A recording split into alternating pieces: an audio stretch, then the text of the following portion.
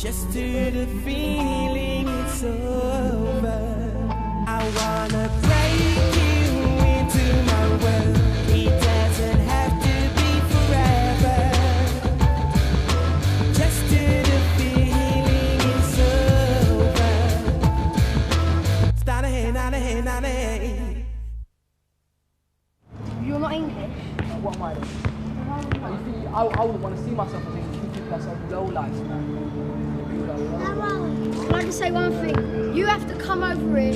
Your country is poor, it stinks and everything. That's why you come over here. So shut it and go. Hey, Slim Fast don't do you, does it? Yeah, I don't need Slim Fast. Sort your way out, man. Look at the. All it says is, I can afford to eat too much. That's all it says. Just because you live on fucking curry powder. I'm not the one who's wearing dirty clothes. Because I play football. No. I'm not the one who lives on curry powder. You love our curries, mate. You could go there to eat them. No, I'm not. My name's Rubel Ahmed. I live in Drummond Street. It's near Euston Station in central London.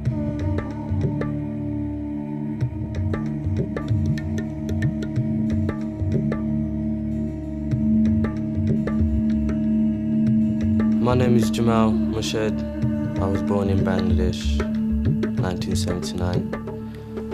I've been in this country for nearly 13 years.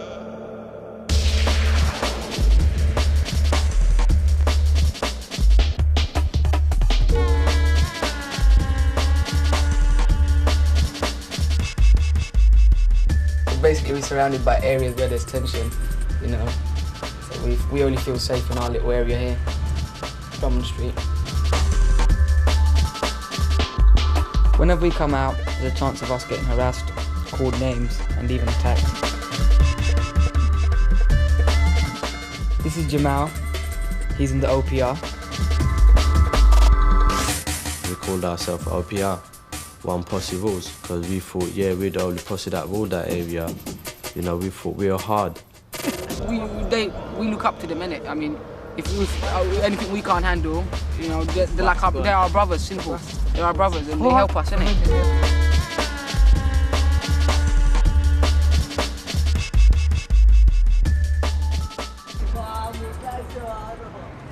We're in a playground which is in St James Gardens, in between Drummond Street, or on the side of Drummond Street and Hampton Road.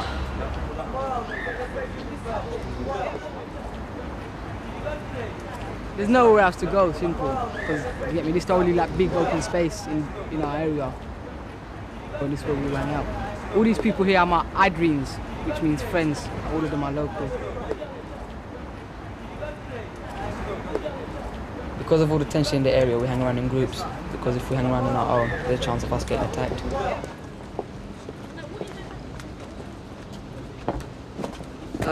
I'm here at my friend's house, Shrab. He's been attacked by white boys and seriously battered before, so I'm just going to call him and hopefully he'll come down. Can you tell Shreb to come down? Shreb? Yeah, Shreb. Go crazy. What's up, Shreb? What's going on, man? Huh? What's going on? What you doing? Nothing, man. Eh? Cool. Munching away, I can see ya. Well, my name is Shoaib Mia, and I was born in this country, but I originate from Bangladesh. It was May 22nd. I was at the wrong place at the wrong time. Well, me and my mates, we just crossed the road, and we heard all these people shouting, and we looked everywhere, and we looked on that side, and we saw white boys coming towards us, and one of my mates shouted out, "White boys!" Then I saw them coming at me. So I thought, hey, they mean business. So I ran. I was running here as fast as I can to get to my house, which I couldn't. And I could only hear him saying, you know, shouting out racial abuse. And when I got around the corner, I heard him getting closer and closer. He just took a shot at my head. They were the blows that I could feel the most, but the kicks, couldn't feel them, and like everything went all black.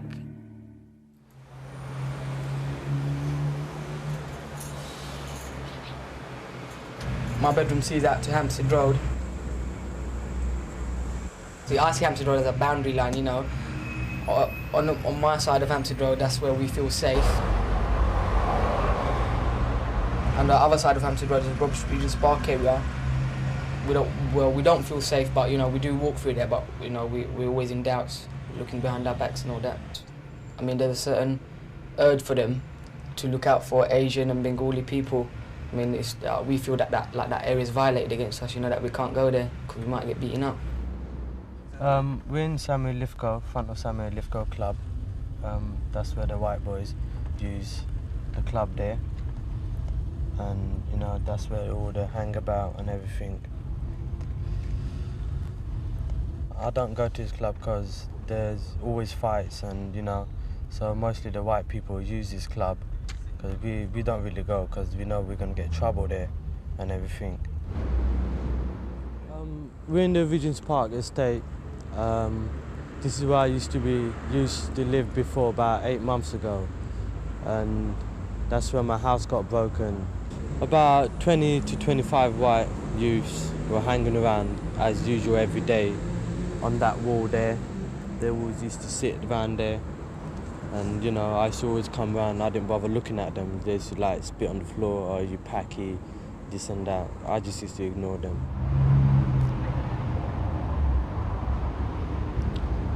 That night I didn't come home because I knew that I'm gonna have trouble. So I stayed at my sister's flat, and then my older brother was living there. So he phoned and said the house is smashed. So I came down, I checked out, and all I see big holes on the windows, you know. So I'm thinking, it's like I was stubborn, I didn't know what to say, you know. And then, you know, it was very sad, you know, because I was just thinking if my mum was there, I don't know what would have happened, you know. I'd probably go crazy or something, you know what I'm saying? So basically, I've been forced out of my house. You know, it's very sad. One day it might happen to them and they'll feel it how it is. It's not worth talking about the police because they'd never done nothing. You know, they didn't bother asking me what happened or anything. You know, so I just left it as that, moved to Holborn. The next morning I started vomiting and lost my speech. Couldn't say nothing. It was like it came 1 minute and then it went another minute. So it was like that. So my dad took me to the hospital, and like anything I drank or ate, it came out again. So I went to the hospital. I could still walk and everything. It was that I was just a bit bruised. So the lady asked my name, but I couldn't answer. And that was the weird thing. I was thinking, I got attacked, but how come my voice is gone? So they took me to casualty. They put me up in the ward, and they checked my head and everything. They done brain scan, took a couple of pictures of my skull, and then I went to sleep that night, woke up next morning, and I see there's a couple of doctors all around me, and I was thinking, you know, what's going on? The bus stop's just round the corner that way. Yeah, one of our mates got attacked one morning at the bus stop. So this was on a Friday, so we decided on a Monday that we will attack them back. So what we did was we just divided into and sent the others round into the back of William Road, when time was right, they all came. We did storm up Hampstead Road, and they flew off William Road, but they didn't realise that our boys were waiting on the top of William Road. We were there, yeah, about 10, 11 of us, just behind the phone box, yeah, and we saw them chasing them, yeah, so we came down this way and stopped around here, yeah, and they saw us, yeah, they were shocked to see, you know, they were blocked both sides, they can't get out, yeah, so we just stormed into them. And they sort of got trapped in the middle, and we gave them a good beating, and then on the way to school, the police stopped us near the 3 tower blocks, and this was just ridiculous. I mean, we didn't get caught or nothing, but we all got searched, there were about 20 of us, because the rest, they flew off to school. But what followed that was any Asian boy who was from first years who was walking past was told to stand up against the wall and be searched. And I think it ended up to be about 45, 50 of us, you know. There were so many, practically most of South Camden Community School Asian boys were up against the wall in the 3 tower blocks just being searched. I noticed that I started losing the movement of my right side, and I couldn't lift my leg up no more. So I was thinking, you know, what's happening? So then the nurse explained to me that I have got a blood clot in my brain, and like there's no way. I mean, it's gonna take a long time for me to get my speech and my movement back. So that's all I can remember. Somerstown, if you just go that way and straight on, you're in the centre of Somerstown in the estates, Somerstown estates. A couple of my mates lived there. They was getting beaten up, getting rushed by boys when they go home, they wait near their house. The windows will get broken. You know, they just get beaten up, boys run, police don't do nothing about it, you just have to put up with it basically. So just avoid going that way. You just get trouble for no reason. Myself, I don't really go or anything, you know, there's no reason for me to go up there or anything, you know, I'll keep away. It's the little ones, they can't fight 16-year-olds like that because they're small, they're only about 12 like that. It's like us, we can't fight men, can we? Like if there's a lot of us here, we would, but they would outnumber us. I used to go to South Camden Community School, but at that time when I was there, you know, I never had problems or anything because Bengalis used to run the school, you know what I'm saying? But after our age group left, things started getting muddled up, you know, all the little ones couldn't go to school, this and that, they always got in problems, you know, so it's always like tit for tat, you know. This is Mayfield, it leads out onto Evershort Street, and we travel through here in the morning, and on the way back to school, we're on the way back to school out to Evershort Street and through the 3 buildings and Peel Square. That's basically it. This is the place, you know, this is the place where he got rascalized in there, where they beat him up and everything. We were walking in a group, right? We were going home. You know, there was these little kids with us as well. We were walking through Mayfield blocks, right? And all the white kids, right, surrounded us, right? We couldn't fight them, obviously, because they had knives and things like that. And we had little kids on us, right? So we had to run, you know. So we ran, right? And they're blocking all the entrance, you know. They were full of them, right? So some of us got away, right? But me and some other guys, right, Richard, we just got caught in it, right? And, you know, we couldn't do nothing, so we thought, you know, let's fight them, right? And they bottled us, you know. They rascalized them? Yeah, they bottled me. And I fell on the floor. They start bottling me many times as possible, and then they kicked, right? One of our teachers called the cops, right? They come after an hour. If it was a white kid there getting beaten up, they would come in 2 minutes. 3 minutes? 3 minutes, yeah. Obviously, they'll come in full speed, but they knew it was an Asian kid who got beaten up, so they come after an hour. You know, they take their time, they had their lunch and things like that. So they didn't give a bullshit about it, so I didn't really bother with the police. I just wanted to get them back myself, you get me? Kick their asses. Like he said, we had a lot of trouble with the white boys that used to come in, and they used to look for the trouble, and they think that we wouldn't give them it, but they used to get it, and end of the day, we gave them too much hassle that they left school, and life's a much better place now that they've left, honestly, you know, because you don't get the trouble now.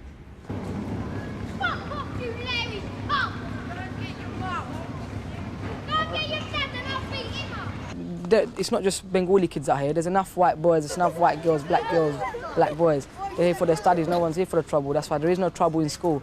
In school, I emphasize the fact there is no trouble. It's the area. if you took this school and you took it outside London somewhere, you'd see we'd probably be on the news every day for our top high results. But it's the area, it's the community the school's in, which makes it down. The Sun accused the school of, being the most violent school in the whole of, England. But, the Sun was bullshitting, weren't they? You got a problem? How? What do I want to do with my life? Hopefully I want to pursue something in English, something to do with English. Maybe some community studies, research and business. I wouldn't mind even being a teacher back at this school. Do you get me? Salisbury, you didn't hear that.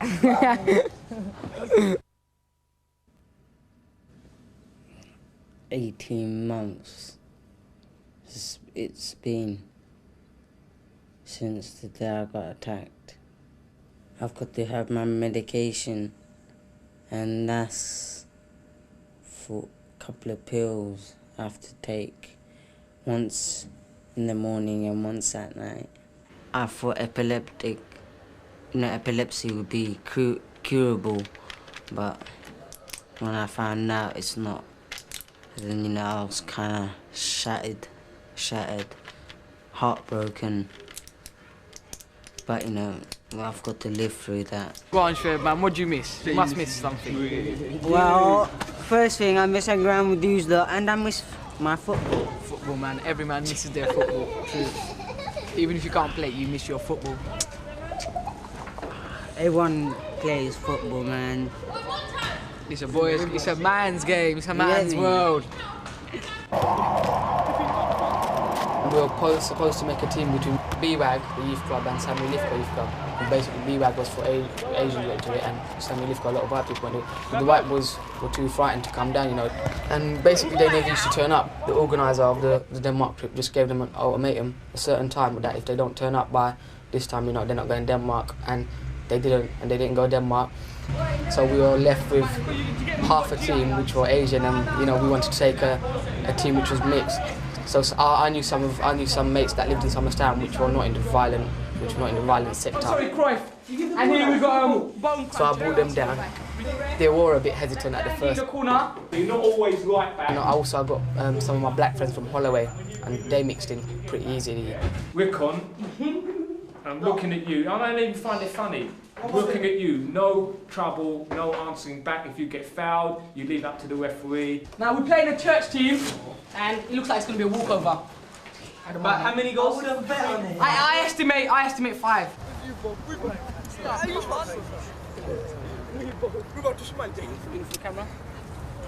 Yeah, Gia's had trials, I've had trials.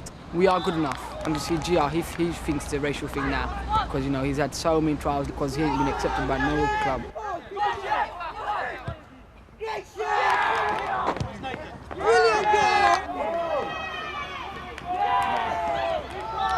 People think that we cannot get on with people that are the different colour, that are the opposite colour towards us. But we've proven them wrong. We've proven them that we are prepared to communicate with them, and we are prepared to broaden our horizons.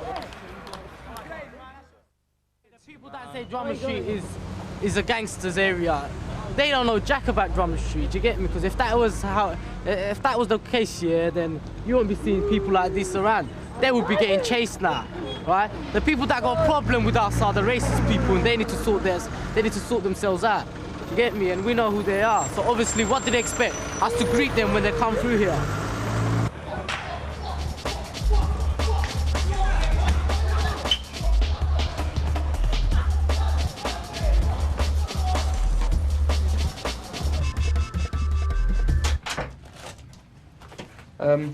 This is a toki. We put this on our head when we go to the mosque. It's in our religion that we cover our hair. It goes on something like this, hopefully. That's how it goes on. We go to the mosque to pray. Basically, the praying is for forgiveness. It's for all the sinful deeds that we've done. That's our local mosque, which we use regularly. I do use it, but not as often as I would like to have used it. It's basically the prayer times are not suitable for me because I miss all the prayers while I'm at school.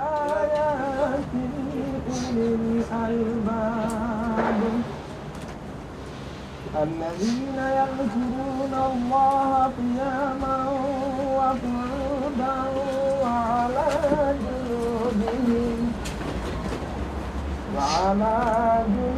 If we're good and we follow our religion, then afterwards it will be good and relaxing for us after our death. And basically, if we do sinful deeds and we're bad before death, then after death it will be bad for us. We'll rot, burn in hell.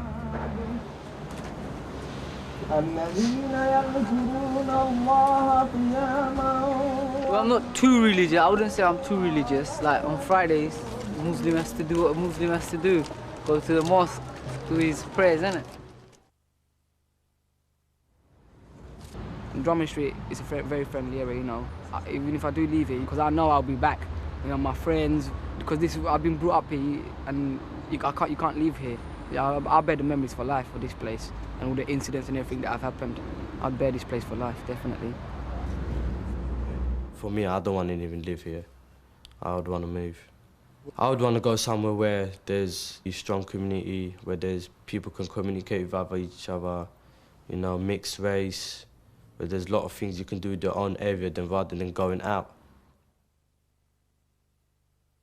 Well, for one thing, my parents are scared, and so are my brothers and sisters. And like, I feel there's nothing I could do to regain the confidence that they used to have. And I just hope one day, you know, they could regain that confidence back.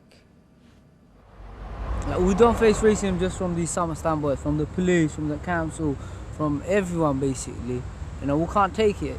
What? We ain't gonna take it every time from everyone. That's not on.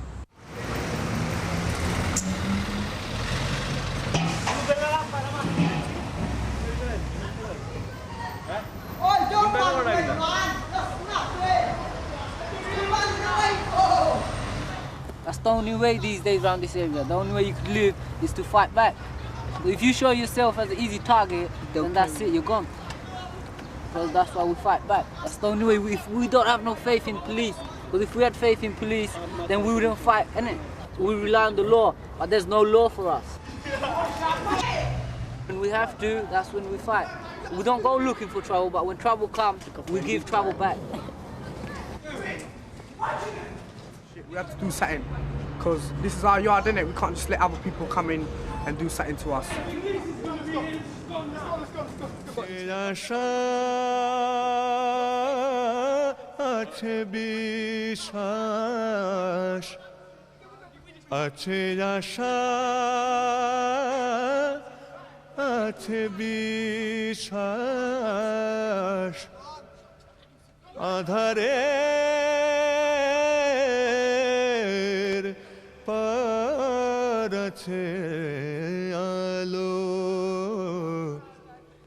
আছে আশা